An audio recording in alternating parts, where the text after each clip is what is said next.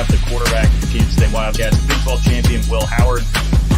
So excited to announce Kansas City Sports Network's new soccer channel. They're taking advantage of a look that they utilized earlier in the game to show the jet sweep motion. It's a live edition of the KC Laboratory presented by Emprise. You kind of root for guys to have those moments, and that was certainly a big moment. Welcome into Mizzou, That's Who, your podcast from Missouri Athletics here on KC Sports Network. Welcome, everybody, to the Border War podcast. Welcome back. Another episode of A No Season Podcast.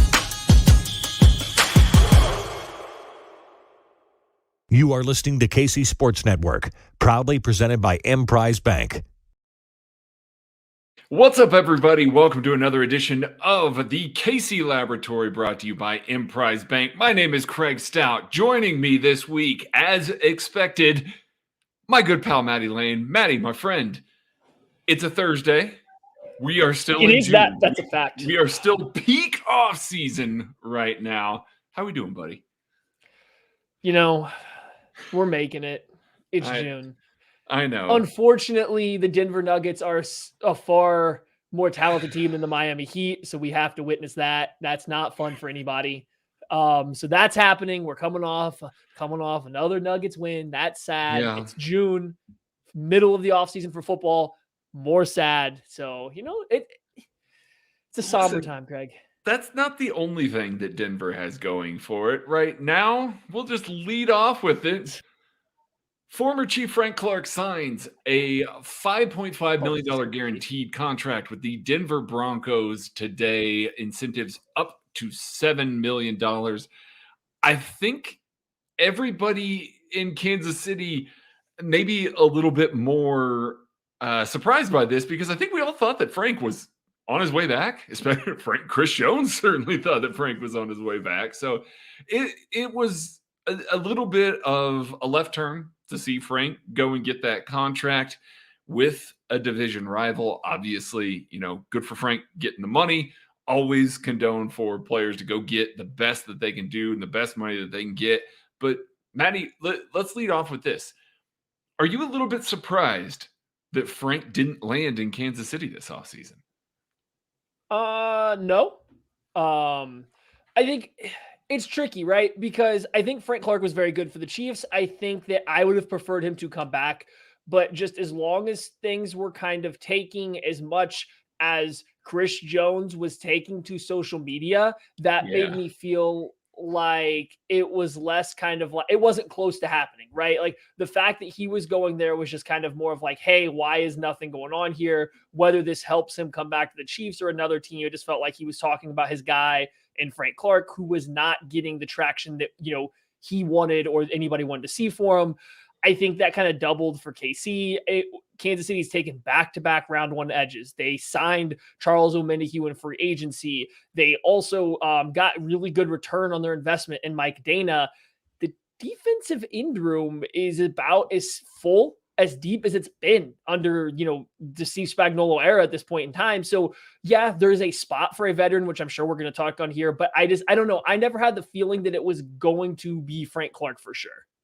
I think I thought that there was a veteran just because the number of young guys. I think it's unreasonable to expect that all of these young guys can become contributors even to like a Mike Dana rookie year level, which is good. I'm not saying anything about that. Like Mike Dana was a solid contributor his rookie year, but to expect, you know, I mean, obviously we expect that Felix Anudike-Uzomah is going to contribute in a big way, but to expect BJ Thompson, Truman Jones, and, you know, and then George Karlaftis to take a big leap to, you know, leap into that DE1 role, you know, Charles Omenihu to come in and hit the ground running. That's a lot of things to expect of a young defensive end room. You know, I think we all have expectations for a lot of these players, but not having a veteran in the room, not having a veteran to that level, like a Carlos Dunlap or a Frank Clark, you know, not trying to take down Mike Dana and Charles Omenihu, not having a veteran to that level kind of looks a little bit on the outside in. It's like, okay, well, listen, we're on board with the youth movement, but it's never been this way under Steve Spagnuolo. And those major veterans have played such a key role, not just in the playoffs, but in the regular season, in training camp, the development of these young guys. Those veteran players are just as important to this team off the field as they are on the field. And so to not see one at this juncture is a little bit surprising to me, because I do think they're going to want somebody in the room, knows how Steve Spagnuolo wants things, can teach how Steve Spagnuolo wants things. And maybe, Matty, I'm just underestimating what a guy like Mike Dana can bring to the table here. So we'll see how this works out. We will see how it kind of circles back into the equation and who's going to contribute where. But I did kind of expect to see a veteran. Now, Matty, to your point, I do think that this is a good enough group to get by with. Like, I don't think they need to have one. I think the talent is at least there to where they can roll with what they've got and still be okay. Yeah. And so I'm having technical difficulties all over the place right now. I lost Craig there at the end of it, so I believe it is my turn to talk for a second now. Yes, it is. Yeah, see, there we go. Maybe Mike Dana can, I think this Craig is going to. Maybe Mike Dana can take over as this veteran presence here. And that's kind of, and the Chiefs feel good about that. Maybe they've seen something out of the young guys they have around the building that makes them think that they are going to be okay without having another presence like that on the team. Carlos Dunlap, his name was mentioned. He is still available if the Chiefs do want to bring back a veteran like that. Like, I don't know. There's so much to unpack with where the Chiefs are at the defensive end room. We have a season kind of preview to get to, so I don't know how much longer we want to talk about it. I guess I do want to ask kind of this big question to you. Do you think the main rotation of the Chiefs defensive end room is solidified? Do you think they are kind of done with Frank Clark being removed off the table? Do you think that there is another guy you anticipate them to add before the season starts? It remains to be seen, Matty. I do think that, and I asked you this question while you were having your technical difficulty, so I apologize for kind of rehashing this to anybody that's listening to it. We started so strong, and now we're all over the place. Listen, man, this is what happens. Frank Clark leaves, and we just go shambles That at makes Casey sense. Laboratory. I mean, We can blame him. We're blaming Frank. Let him know, everybody. We're going to blame Frank. Frank just wanted to be close to me. I get it. I totally understand it. I do think that the rotation is strong enough. The talent is there. I don't know that George Karlaftis is ever going to be a 12 to 15 sack guy for this team, but I could see George Karlaftis being a routine 8 to 10 sack guy for this team. I think that the growth that we saw last year and everything that we saw towards the end of the year makes me believe that George Karlaftis is going to hit that ceiling maybe as soon as this year. We'll see on that. FAU, King Felix. I think it's going to take a little bit. But again, you're talking about a high-end guy. You want to talk about a guy that's got DE1 potential? It's him. It really is truly him. So I understand just banking on what you've got here, leaning on Charles Omenihu and Mike Dana to eat up a lot of the snaps as you ease in the young guys. I think that's a good enough rotation. I do. I don't think they have to absolutely have that veteran defensive end. I just think that it is so key for teaching those young guys how to play the game, how to approach the game, how to be in Steve Spagnuolo's scheme. They've just relied on Frank to do that essentially for the past 3 years. And now they don't have that guy. So it's just a question mark of whether they need it. They've just had it to date. No, for sure. And I think a big thing to kind of look out here is the timing of this. I think that you have one avenue of thought here is that they feel really good about their defensive end, but they haven't seen Felix do anything yet, right? And like, he's a guy that, we kind of think, and it seems to be the consensus, that he is a little bit more of a project type of guy. And so what could he have shown so far that I think would make them change their mind? So I don't know if it's a changing of a mind thing. This to me says they never had an interest to bring in Frank Clark back, at least anywhere near the amount of money that Denver just gave him. Now, the problem with that, and it was alluded to here in this question from Sophia, this is where you're going to see it the most, I think, is the run game, right? Frank Clark's been excellent versus the run in his time with Kansas City. Mm-hmm. Even right now, without Carlos Dunlap back, who was also very good versus the run, you were leading off with an Omenihu and a Mike Dana and Charles Omenihu. You also have George Karlaftis in there, but like Mike Dana is very sound versus the run, but he's not the same physical presence that a Frank Clark or a Carlos Dunlap are. There are times where he will get overwhelmed by a guy that quite simply outweighs him by 100 pounds, right? And just plays a little bit bigger than he does with more length. Charles Omenihu is okay versus the run. He's good, but he's a little bit more of a pass rusher than a run defender. That's why you've seen him be a sub-package player for San Francisco when he was having his most success. I think he can do it. He can play the run. It's just not where he excels. And George Karlaftis is, some reps are incredibly impressive where he chucks Quentin Nelson to the ground and then sheds another blocker.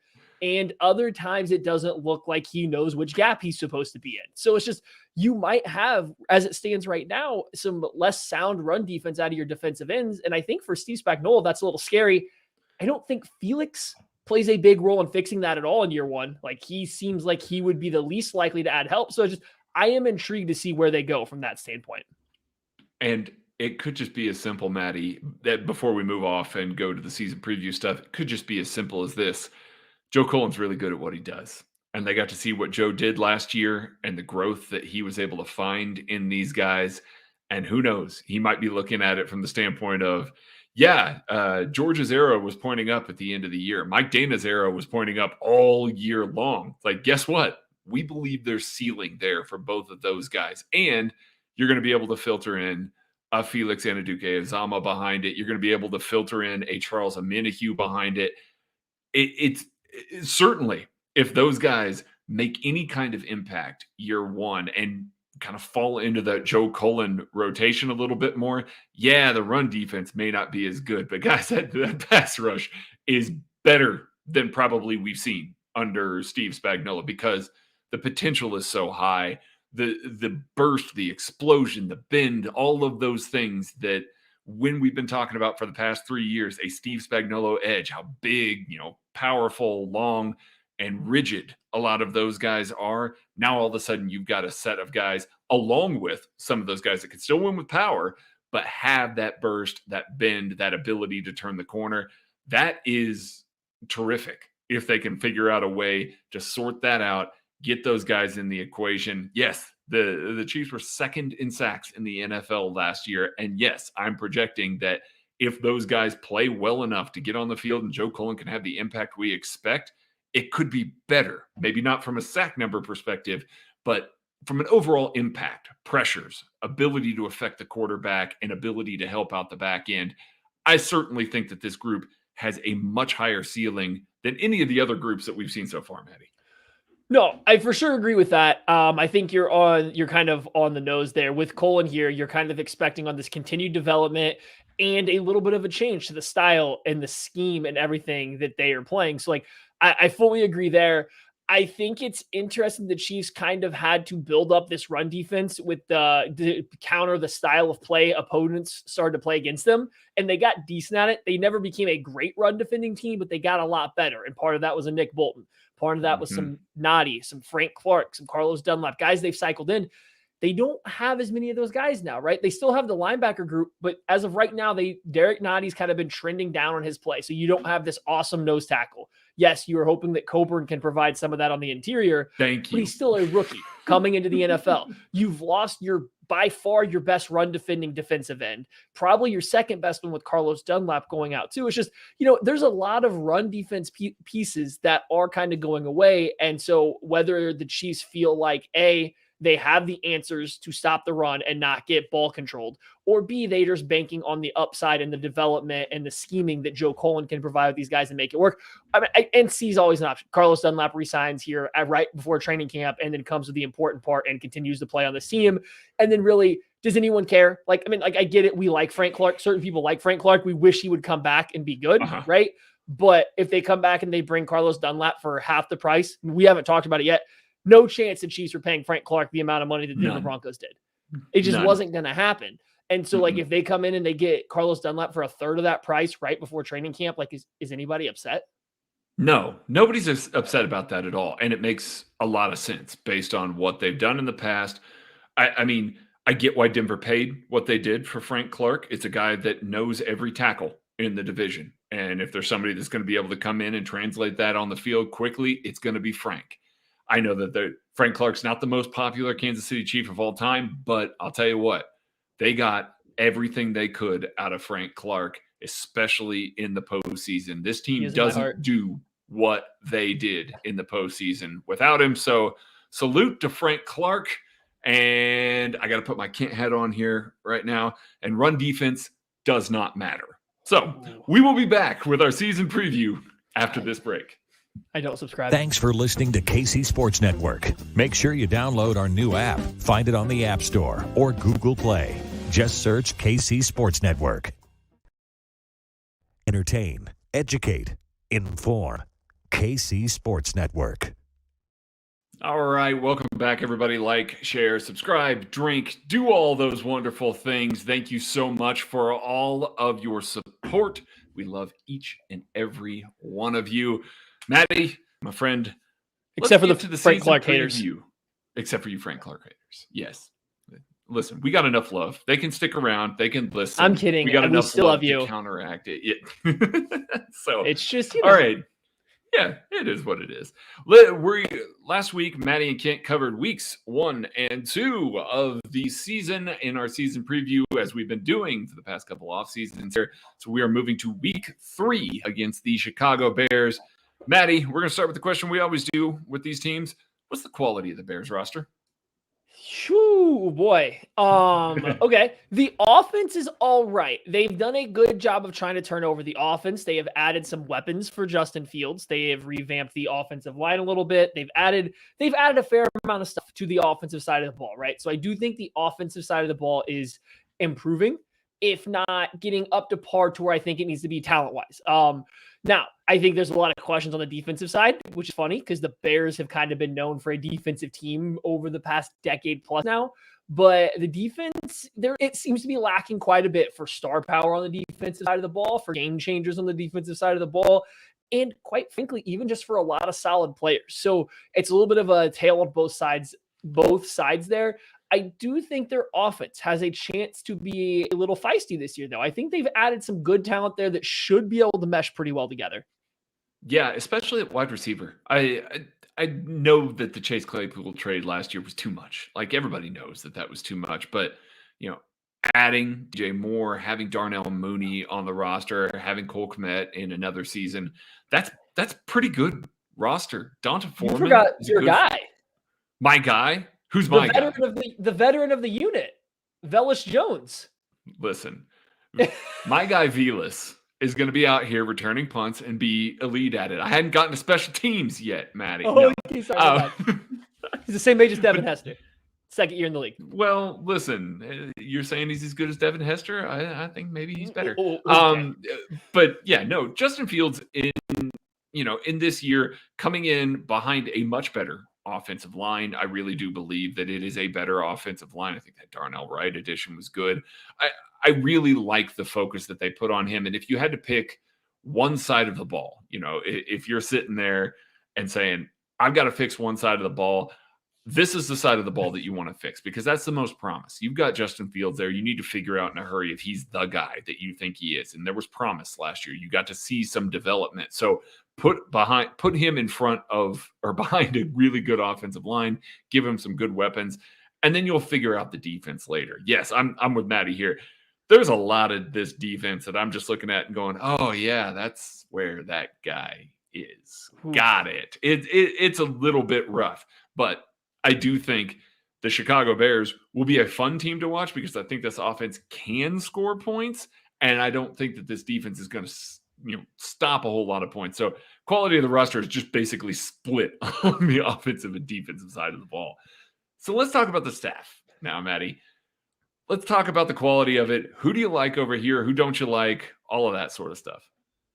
I don't. Okay. I am a little unsure about this coaching staff because, Matt Eberflus has done a very good job coaching the defense of the Indianapolis Colts over the past few the past few years before that. He gave the Chiefs a few troubles doing it. I think his style of defense, and he evolved a little bit with the times, but his style of defense was fun and it worked. And till you got to the playoffs and played good quarterbacks, and that's a hurdle that he'll have to figure out how to figure out in Chicago. But they went and hired Luke Getsy from Green Bay. I'm going to be honest. Green Bay's offense doesn't do it for me. When they had Devontae Adams, it was kind of like, hey, Aaron Rodgers and Devontae Adams are better than your guys. And so when you sell out to stop them, we also have Aaron Jones, who's better than your guys. And that felt like how they ran their offense. And then when they lost Adams and Rodgers was no longer the same consistent superhero, that offense seemed to really struggle. I don't think that Getsy did a great job of always creating nice, easy open looks. I understand that it wasn't purely his offense. It belonged to Matt LaFleur and everything, but he was still part of that. So I'm just unsure. It's not to say that Luke Getsy will be bad. I don't know what to think. His only other real experience outside of that Green Bay time was a year at Mississippi State, and it was kind of a lame duck year because of the coaching staff. So I just don't know what to make of that offensive side of the ball. And like I said, I think Eberflus is a smart guy, but he's just going to have some stuff to figure out. That style of defense has not yielded great success in the playoffs versus good quality offenses when it matters. Yeah, and I mean, speaking to Getsy's point there, like he doesn't have a whole lot of answers. I think that's the problem with that. No, that's kind of why you saw Justin Fields get stuck in some games. The adjustments needed to be better there, and maybe another year under his belt, another year calling plays is going to really help with that. We will see on that front. I got some questions about Alan Williams, their defensive coordinator over there, primarily been a defensive backs coach. I mean, he was a defensive coordinator for the Vikings, but that was in the early 2010s. He was there with the Lions and the Colts before coming to the Bears as DB coaches. When you think back to those Lions defensive backs, like in the 2014, 2017 range, Darius Slay is there. I think we've seen that Darius Slay is kind of an anomaly. Like he was a dude that was just that guy. Wasn't necessarily something that maybe Alan Williams was contributing to. Not trying to take everything away from him there, but then you think about the Colts scheme in the years that he was there up until 2021, largely a cover two scheme, nothing that's really exotic there, not really bringing a whole bunch to the table. Now you switch over here to the Bears and you're looking at less talent and a guy that maybe doesn't have a whole lot of scheme flexibility, hasn't developed a whole bunch of guys. So there's a lot of questions that I have. Obviously, Eberflus is going to be a big factor in all of this, but I have questions about the offensive, the defensive coordinators, their ability to cultivate these guys, their ability to grow these guys. Both of them are in their second year. I do appreciate that they didn't just hit the eject button on either one of these guys. Like give them enough time to try and implement their stuff. I just don't know that these are two of my favorite offensive or defensive side of the ball there. Yeah, I think that's a big thing when you're hiring a new coach is who they're going to get for the staff. And it's a rough sell to me that Eberflus was so good in the interview that he was able to sell these two coordinators as part of the package. And that kind of won out over some other candidates. And I get it. At the time, Getsy was probably riding a little bit high because they were back-to-back Aaron Rodgers MVP years. I don't know how much of that was him, but like back-to-back MVP years coming off of there for him. The Indianapolis Colts defense had really good numbers and they had provided and got a lot of good play out of some guys. Like, I guess I get it. Just, I don't know. Neither guy still just gives me a lot of confidence. All right. Moving on to new addition, Maddie. Who is your favorite new addition for the Chicago Bears this year? I mean, I guess I'm gonna go the low-hanging fruit and go with a DJ Moore, right? Like, I just think he's the guy that kind of he matters here. If he is a real wide receiver, a game-changing wide receiver one, or even just a good wide receiver one, I think their move of trading back and getting him plus some picks is going to look really good because you're going to get a reliable offensive option for Justin Fields to throw to, get somebody to get the ball to base your offense around. Mooney's not that guy. Claypool definitely isn't that guy. It seems like the Bears think DJ Moore is. I don't know if I think he is yet or not. And so it's really going to be up to them to show me that he's not just this really good wide receiver. Don't get me wrong. DJ Moore is really good. I just don't know if he's a guy that you can center your entire kind of passing attack and offense through. And the way they're treating him with the trade package and the way that they're kind of building out this team, he needs to be. So I'm interested to see if he's going to take a step forward, or is he going to regress a little bit from what he was going to a new system and everything? It's just like his play is going to, I think, kind of control how well this offense plays this year. Absolutely. Absolutely agree with that one. He was going to be who I took if you didn't take him. So I'm going to put on my bootleg football hat and get our guy, Brett Coleman's guy, Roschon Johnson. I loved that pick for this team. This team's going to run the ball plenty with Donta Foreman. They've got Khalil Herbert still on the roster there. Roschon Johnson is fun from a pass protection standpoint. I think he's going to offer a little bit in the run game, but they needed a back that they could really count on to step up, pass protect for this Justin Fields offense, especially when they want to hit some of those go balls, some of those deeper shots. I think he is a perfect fit for this offense. I don't know how much he's going to touch the ball. I don't know how much he's going to be able to, rack up yardage or anything like that. But what he can do in the passing game for this team, I think makes a big difference. It's going to allow this team to take deeper shots and be able to hit some of this stuff so that teams can't just pack the box against them and load up and try and just say, okay, Justin, you're not going to be able to get the ball out quickly enough to these bigger, good wide receivers down the field. Roschon Johnson can help with that. All right. Player to watch, Maddie, for the Chicago Bears. Who you got? I'll let you go first. I've been going first and always. I don't want to take Greg in. You can go first if you're ready. Okay. Perfect. My guy is Tevin Jenkins. Because if Tevin Jenkins has a good year, this offensive line has a chance to be really good. Like I really like a lot of these pieces. It's not going to wow you with some of the names, Cody Whitehair, Nate Davis. Like you're not looking at this team and you're going, oh, okay, well, this is going to be really good. Tevin Jenkins was one of my favorite prospects to watch as a tackle. He is now kicked inside to guard. As a left guard, he's kind of projected to be there right now. If Tevin Jenkins can kind of recapture some of the stuff that we saw at tackle and he gets some reps in camp to play at tackle, this offensive line can be really, really good. Braxton Jones doesn't really do it for me at left tackle. It's just not going to be a guy that really does it for me too terribly much. However, Tevin Jenkins being good gives this offensive line potentially 3 good pieces. And 3 good pieces is way more than what Justin Fields is used to working with right now. So I think he is just a key in making sure that Fields stays upright, that they can run the ball the way that they want to, whether he's playing left tackle, whether he's playing left guard. It doesn't really matter. Him being good at one of those 2 positions just solves a lot of things for that offense. So I'm going to take Justin Fields because, well, he's the quarterback and he has clearly has some high ups and some really low lows. So obviously I said DJ Moore kind of controls their entire offense. Okay, well, really it's Justin Fields that does, but I think DJ Moore is going to be what unlocks him. I did want to say though, I almost wanted to go, if you went Fields, I was going to go Braxton Jones actually, because I thought he played really good as a rookie at left tackle. Good enough. I don't think Chicago was ever even in the market for a left tackle this year, whether in the draft or in free agency. So I was interested to see if he could hold that up or if it was a little bit of a fluke, because I thought he played oddly really well for them last year. I remember when watching him a couple times, I was like, oh, interesting. He's a little better than I thought. I think it's interesting that you mentioned the guy playing next to him and Tevin Jenkins, who's clearly better at guard. He and Braxton Miller could be a pretty good 1-2 punch there on the left side if Miller can continue his level of play. But Fields, great runner. And when he's unlocked his legs, that offense gets really scary. They get legitimately scary when Fields is running the ball well. And when he's playing on time, when he feels comfortable that the protection's going to be there, when he feels comfortable that his guys are going to be open, he can throw the ball very, very well. He can be rattled pretty easily, though. And I think that's the big challenge for Getsy and this offense is to make it to where Fields doesn't feel uncertain. He doesn't feel rattled, because that's when he starts to fall apart.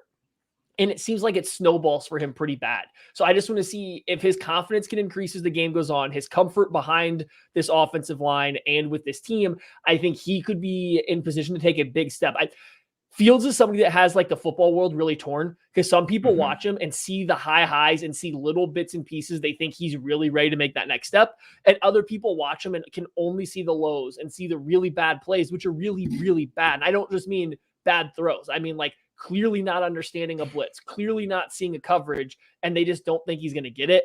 I lean with the former. I think he's going to figure it out, and I think this might be the year. If it's not, they're going to have to get some new offensive coaches in there. But like, I'm ready for Fields to take a big step this year. Yeah, I'm with it. I mean, he's obviously the linchpin for that entire offense, and that's going to segue right into this one. How does this team beat the Chiefs? They got to score. Like they do. I know it seems, of course, they've got to score more than the Chiefs. Great analysis, Craig. But I don't think that their defense is going to be able to stop the Kansas City Chiefs offense in enough ways to make it competitive. So I do think that it's going to have to be a situation. I think people might remember back to that Detroit Lions game a couple of years ago that ended up being a little bit of a shootout, a little bit of a score fest. I think that they got to hang with the Chiefs, put it on them early, force Andy Reid and company to maybe have to put the pedal down a little bit more than they're comfortable with early on in the season. And I think that they can do that because Fields, like you said, his legs can create a ton.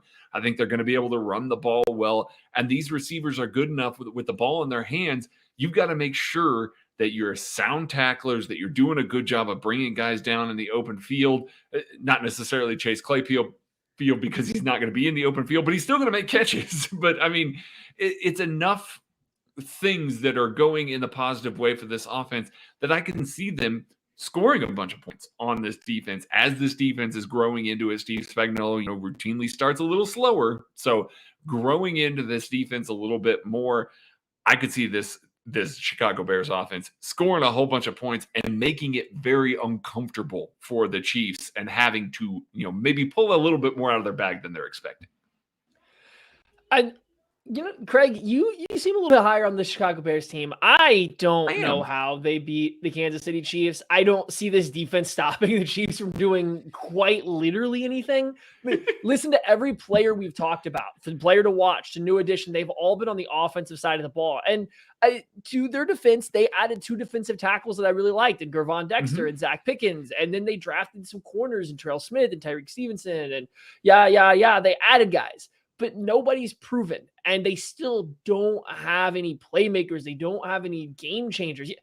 You paid Tremaine Edmonds a lot of money, and that's cool. I think he opened up the Bills' defense to do a lot of stuff, but he also didn't make a lot of plays when they needed him to. When the Bills went up against really good offenses, Edmonds, kind of got targeted by the Chiefs, by the Bengals, by good offenses. So, that's your big addition, or is it TJ Edwards, a linebacker coming from the Eagles? Same thing. He allowed them to play a certain way, but when it mattered, he was kind of a guy with a target on his back. So I don't know. It feels like a really uphill battle. It could be a shootout, and maybe they just happen to get the ball last, and the Chiefs just happen to not be on the right page defensively, and Justin Fields is running and throwing and carving them up. I just don't see where the Bears get stops against any team, but let alone the Chiefs.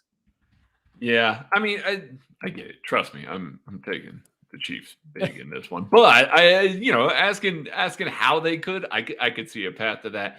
All right, the best part of all this, because I'm always very curious to hear Maddie's answer on this. It's just so wildly different every single week.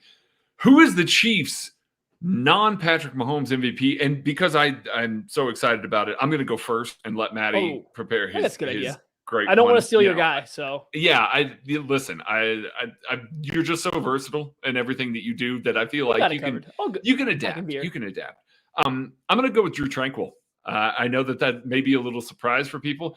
Justin Fields has struggled to see those kind of middle of the field defenders in his time in the league. He struggled to see a lot of things, but that's one of them that he's really struggled with. Drew Tranquill, especially if this defense gets up on the Chicago Bears, is going to see a lot of snaps in the dime. I can see him getting his hands on a lot of passes, being able to really impact the game in the dime, and really make this might be a coming out party for Drew Tranquill, where Chiefs fans finally sit back and look at this and go, oh, that dude, okay, that's how important he's going to be. I think there's going to be a lot of questions about who's in the dime, who's got that green dot in the dime, why isn't Willie Gay that guy? It's been that way for 3 years now, so I wouldn't expect it to stop.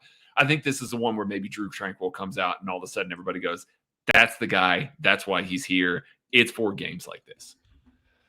Interesting. Linebacker. I feel like linebacker is going to be a very important position for this game. And yeah, I think that's an area to focus on. I'm glad you went there too, because I wanted to go that direction too. And I talked a little bit about the Bears linebackers and Tremaine Edmonds and TJ Edwards and how they have struggled sometimes. You know who's good against linebackers and making them struggle?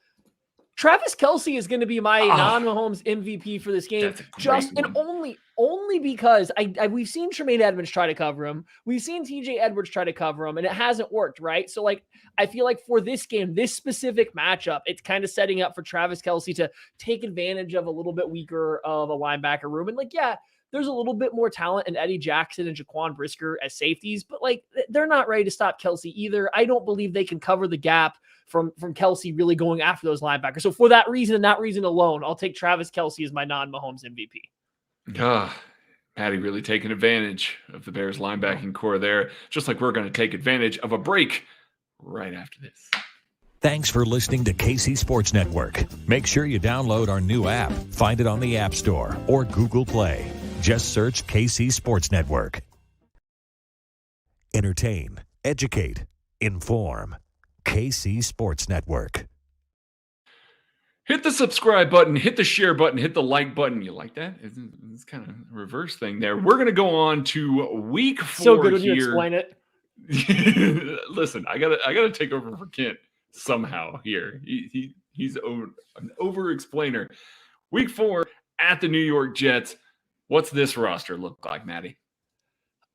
Pretty good, I guess. I mean, the New York Jets had a pretty good roster last year, and they just happened to have Zach Wilson starting because everybody else they had got hurt. And so what do? They went out and I think made a terrible trade for Aaron Rodgers. However, for 1 year, for one game, for this game against the Chiefs, this depth chart, this roster is nothing but pretty darn good, kind of from top to bottom. It's really hard to sit here and poke a lot of holes in the Jets' entire team. Like, the offensive line has some guys that kind of got to gel and come together. What will Mekhi Becton be able to give you? Vera Tucker's returning from injury, even though he was really good. Laken Tomlinson, Joe Titt. Like, maybe there's a little bit of a weakness there on the offensive line of guys still trying to get back together and really gel. But, man, once you get past that, or if you just assume they're even average, this team's pretty good across the board. I'd say the biggest weakness outside of how the offensive line's going to return to form is maybe the pass rush to go along with Quinnen Williams. I don't think Carl Lawson's been quite what they anticipated, but even still, what I'm talking about, Carl Lawson's a guy that's been good in the NFL. Quinnen Williams is really good. They've oddly gotten good play out of a John Franklin Myers over time. So, like, yeah. There's not a lot of, I don't know. Do you see weaknesses? What's your take on this roster? Because I look at it and I'm like, yeah, okay, they're pretty good. And even that, like, they added Will McDonald in the first round this year. Whether or not we think he's going to be like a stud edge, he's got some pass rush juice. He does. And I mean, Solomon Thomas is on this roster. Michael Clemens is still on this roster. I loved Michael Clemens last year. And as it turns out, their secondary is just full of studs. Like, it is terrific. That defense. Can't forget about Jermaine Johnson. I did. That's why I'm bringing it back up. I forgot Jermaine they had a first-round pick return. Still on the team from last year. Like, they have so many pieces on the defensive side of the ball. Yikes. They're going to be able. They're going to throw waves at opposing offenses, and that secondary is so good that it's not going to matter what combination they put on the defensive line. Quarterbacks are going to have to hold the ball. Like, period. They're just that level of good. The question mark last year was always the quarterback position. It didn't matter what was happening there. Garrett Wilson was outstanding, better than anybody could have ever guessed that he was going to be in year one, let alone with the combination of Zach Wilson, Joe Flacco, Mike White, who else started for them. Everybody started for them. I think Matty started for them one game, and and Garrett Wilson went for 102 touchdowns. Like, he was that level of good. Man. So I think the questions have always been around that quarterback position. And yes, it is very expensive what they gave up for Aaron Rodgers. I think it is very steep. You are mortgaging the future. But frankly, they were a quarterback away last year from being just terrific. Like, it was a really scary team that nobody wanted to play in the playoffs. Now, all of a sudden, if a lot of these year 2 players grow like we think they're going to, and Aaron Rodgers can command this offense like we know he can, especially with Nathaniel Hackett there, like, this team is good and this roster is really good. Like, this is a potentially very scary AFC team if they all hit their ceiling in that way. So, leaving it to the staff to hit the ceiling, Maddie, do you think that this staff can do so? I don't have a reason to think they can't. right? Like, I think Robert Saleh's been really good. I think he's a really good Really good. defensive-minded coach. I actually think he's done a pretty good job handling that roster in the way it has been. I don't think he's been given the easiest path to success, and maybe some of that's his own choosing, so he can catch some blame. But I think he's done a pretty good job handling the roster. I think he's a very good defensive coach. I think, yes, the Jets defense last year got some help by playing a lot of really bad offenses, but they still played really good. I don't know if they'll be like the best defense in the NFL, but they'll be up there. They won't be they will be a good defense at the very, very least. So, I mean, the defensive side of the ball is good. Robert Saleh is good. Nathaniel Hackett was a disaster in Denver, but going back to be an offensive coordinator for Aaron Rodgers. And when we saw that last, it worked really, really, really, really, really well. He clearly has Aaron Rodgers' trust. Him and Aaron Rodgers are clearly guys that get along. They understand one another. I don't think there's any reason that he can't continue to dial stuff up that Aaron Rodgers likes, call a good game that allows Aaron Rodgers to do Aaron Rodgers things. So I like the coaching staff. I don't know if I love it because I don't think Hackett's the best. I don't know if Jeff Ulbrich is the guy that I would choose as my first, second, or third defensive coordinator. But for this team, I think they do pretty good. I mean, Jeff Ulbrich, you look at what he's done since 2021. Now, granted, you can chalk a lot of that up to Robert Saleh and that mentality and the way that defense plays, but he has translated what Saleh wants to the field really well. Oh, yeah. And like Matty said, Nathaniel Hackett was a train wreck in Denver, an absolute dumpster fire of a head coach. But we know he can be an offensive coordinator, and we know that he works well with that quarterback. And, oh, yeah, these weapons are pretty good still. You know, yeah, he had Devontae Adams in Green Bay. I'm not saying that Garrett Wilson is Devontae Adams, but the secondary, tertiary weapons that he has at his disposal this season are better, I think, than the Randall Cobbs, than oh man, who Marquez Valdez-Scantling. Like, I can't believe I almost forgot MVS. But I mean, I think Alan that these Lazard? guys have the Alan Lazard. Alan Lazard is there. So is Randall Cobb. So is Randall Cobb. So I mean, I do think that this set of weapons, these running backs, mimic a lot of what we saw when Green Bay was kind of this high octane offense. The difference is this defense is professionally ready. Like, the Green Bay defense got a lot of hype. They've had some good years, but it was very up and down, and they didn't always play at their best in the biggest moments and things like that. This Jets defense is a different beast altogether. So, yeah, I do think that this coaching staff is really good. I think that they've done a good job of maximizing the young talent. I have no reason to think that they're not going to do it again, which is going to bring us to the new additions and these young talent. Maddie, I'll let you do this one. I'll take the next three. Oh, okay. Well, I won't go with the low-hanging fruit this time. I'm actually going to go with Chuck Clark, a safety, because I don't think their safety room has been that particularly good. That is one of the areas on this team. I skipped over it earlier. I don't know if they have the best safety room. It's now Chuck Clark is joining Jordan Whitehead. And so I think Chuck Clark gives them a veteran presence. It gives them a guy that has a lot of experience on the back end. And now I'm interested to see just how he fits with Whitehead, right? I think both Clark and Whitehead are guys that would rather be playing near the line of scrimmage. Both guys that would rather be flying downhill, trying to be a little bit more aggressive. One of them is going to have to take a little bit more of a safety net type of role. And the corners for the Jets are very good. The corner room for the Jets has played exceptionally well, but if they're kind of weak over the middle of the field, that doesn't matter as much. So I do think just Chuck Clark might need to be this calming presence for Whitehead, for a linebacker group that can be up and down. And I think they traded for him. They made a trade with Baltimore to get Chuck Clark this offseason. He's clearly on the back end of his career. He's kind of winding it down a little bit, but still they thought he was a guy that needed to go get, a guy to bring in. And I think it'll be interesting to see how he can step in there, replace what they lost a couple years ago in Marcus May, because that's kind of the last time they had a leader of that safety room. Well, I guess they had Adams and then May and then now Chuck Clark. They're just kind of cycling through guys there and not keeping anyone around. I just wonder how that is going to play out for them, because they need somebody. They need somebody to solidify the middle field kind of pass coverage. And I don't think that's Jordan Whitehead. He's a little bit too much of a loose cannon. Can Chuck Clark provide that calming presence? And if so, that secondary gets scary. Yeah, it does. I'm not going to take Aaron Rodgers here. We talked enough about Aaron Rodgers. I'm just not.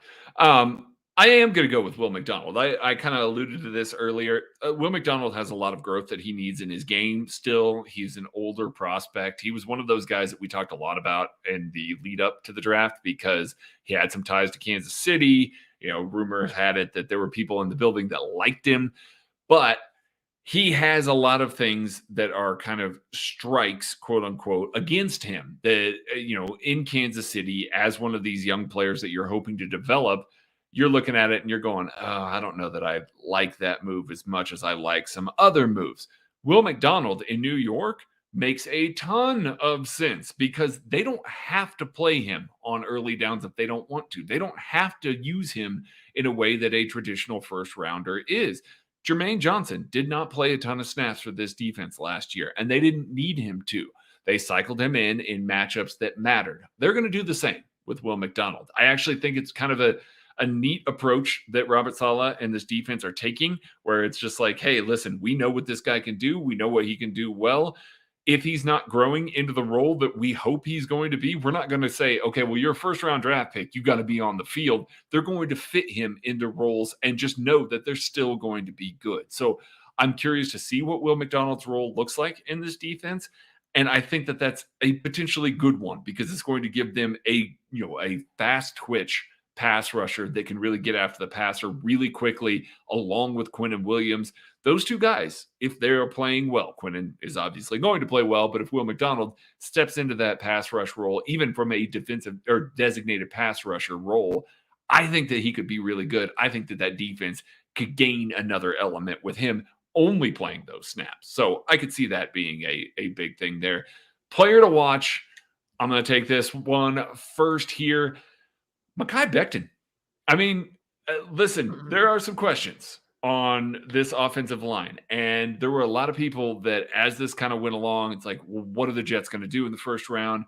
How are they going to try and shore up their offensive line? How good do they feel about the types of players that they have there? Do they need to add some players? They were a popular offensive line destination for a lot of these people that we've been talking about. And then they didn't go out and try and essentially draft over or add a guy over the top of Mekhi Becton, who has struggled to stay healthy, who has struggled to keep his weight in check, who has struggled to do a lot of things so far. He is going to be a linchpin for protecting Aaron Rodgers. Aaron Rodgers needs time. He did, newsflash, quarterbacks who have pressure in their face don't play well. But he has really struggled in the past here as his offensive line has kind of fallen apart around him. That Green Bay offensive line was not good last year. They did not play to the level that they typically do, and he was bad because of it. Like, he did not look good because of it. Mekhi Becton has to be a guy that's protecting the front side of him. Aaron Rodgers is going to be staring down the barrel of guys that are beating him time and time again if he plays to the way that he has in the past at times. So he's got to play up to a certain level here, so my eyes are on him. I think that's a pretty good one here. I was trying to debate which direction I wanted to go to with it. I'm going to go back to the defensive side, stick in the secondary. We're going to go with Sauce Gardner. He's really good. Good football player. Great football player. Really good corner. Mm-hmm. I also think he went up against some not great offenses last year, and it kind of helped launch the campaign of he's this next best guy. He's the competition for Patrick Surtain to be the best corner in the league right now. Kind of these two guys replacing a Jalen Ramsey and like where we're at. I want to see it happen another year. I want to see him do it one more year before I'm ready to agree, and I want to see him do it against a higher level of competition. I think it's going to be very important for this defense if he can actively lock down number one wide receivers or a third of the field without receiving any help whatsoever. I do think Robert Saleh is the kind of guy that can adjust his defense when that's the case and can really weaponize it. But if he's not that guy, if he just is a really good corner, and again, he's a really good player. If he's just really good, though, and they can't adjust their entire defensive scheme around him taking away a whole player, a whole third of the field, I just think that kind of takes him down a little bit of a peg. That kind of is leading you a little bit of astray from what the offseason hype has been. And not that he can't regain it, not that he can't keep growing or that you panic if there's any signs of fault. I just want to see if he is going to continue to play at that level as tape is available on him, as teams now know what he does. Because again, he wasn't targeted a ton at Cincinnati, wasn't targeted a ton last year, played really well. I just want to see what good offenses do to kind of try to manipulate him and if he can fend it off like Surtain has been able to do, even though he's been in the league for a couple of years now. If he's bad this year, I'm fully blaming the Sports Illustrated cover that he had the sauce on his hand. I don't know how they let that happen. I don't know how they let that happen either. All right. How does this team beat the Chiefs? Honestly, they play them in week 10. Oh. I think that it's going to be tough for all these weapons, all this defense, all these defensive additions to play to the level that the Kansas City Chiefs can in week 4. This is going to be about the time when I think this Jets team is going to start putting it together, but isn't done putting it together. And so from that perspective, yeah, this offense can score points. This defense can limit points. I'm not saying that in week 4 that they can't do those things, but man, I am very glad that the Kansas City Chiefs are seeing them in week 4. I'm not worried about the Chiefs in the playoffs. I'm worried about Andy Reid, again, specifically in week 10, when they're in the middle of Andy Reid taking all those cards, hold them up next to his chest and saying, nope, we're not doing anything exotic for a little while here. I think that that's the prime time when this Jets team could come in and really give the Chiefs something to worry about. I think they're catching them at the right time. I think it's a really good team. And I think that the Chiefs potentially will see them in the playoffs, but I just don't know that this is the right time to come in and offer the kind of challenge yet to the Chiefs. I think their path to victory is Aaron Rodgers finally, us as fans finally getting a State Farm Bowl, and Aaron Rodgers taking it very personally and having a vintage MVP Aaron Rodgers level game, spraying the ball around to Garrett Wilson, Alan Lazard, Randall Cobb, Corey Davis. Denzel Mims has a resurgence, and maybe he even hits some tight ends like Tyler Conklin or CJ Uzomah. This gets the ball to all these guys. Breece Hall comes back healthy and has a big game. Like, all of these guys start catching the passes. The Chiefs defense can't slow down this offense that has all these weapons that I'm mentioning here. And then the defense is able to do just enough with the star talent that they have. Has just enough to be able to get a stop here or there. And then we go on and the Chiefs lose a shootout versus the team. Or even if it's not a shootout, maybe the Jets defense just has some wrinkles. And it's that random game that the Chiefs offense can't quite figure out, but you still get that kind of vintage Rodgers performance again with all these weapons and everything they have. Like, I think there is a path. Unlike the Bears, I do see a path where the Jets can simply talent match the Chiefs and win because of all of that to mention. Matty, you called him CJ Uzomah. It's Uzama. I know it's one of the few. Listen, it's a more complicated one, so I know this one. Here's the thing, though. If I mispronounce a name, I apologize to the person, Meaty, but like I also don't care if I mispronounce a name because like names can be pronounced a billion different ways. I move on real fast when I mispronounce a name. I do not. I try and gloss right over it, and y'all don't let me. Who is the Chiefs' non-Patrick Mahomes MVP in this game? I'm actually going to go with, I'm going to go with a wide receiver here. I'm going to go with Sky Moore. I think that there's going to be a lot of matchups with Sauce Gardner kind of trying to take away guys on the outside. The Chiefs are going to throw waves at these guys, and I don't think that there's enough of a worry weapon that's not a guy that I don't know if – I'm not going to say any names because I don't think Matty's going to say him twice, but I don't want to take his guy. But – the wide receiving weapons, I don't think that there's enough of a threat out there to where Sauce Gardner's going to follow somebody around. I think he'll be a little more static. I think Sky Moore is going to operate out of the slot really well. This secondary is great. These linebackers are pretty good. But Andy Reid typically against these sorts of teams finds ways to get his possession slot guys the ball in really good positions, maximizes them pretty well. I actually like their nickel pretty well. Michael Carter, I think he's a good football player, but I do think that this is kind of a Sky Moore game, moving the chains, kind of picking up some of the tough, gritty third downs a little bit more. I think that he's going to be the key component that's a non-Mahomes guy. I think this is going to be a spread the ball around kind of game for Mahomes, but I think that kind of these big crucial plays that we're going to remember are going to come from Sky Moore in this one. So I think that the thing for the Jets is they're either going to play a lot of cover 3 stuff, and if that's the case, they're playing zone, or they're going to try to man up, in which they have a bunch of short secondary players. Michael Carter, not very tall.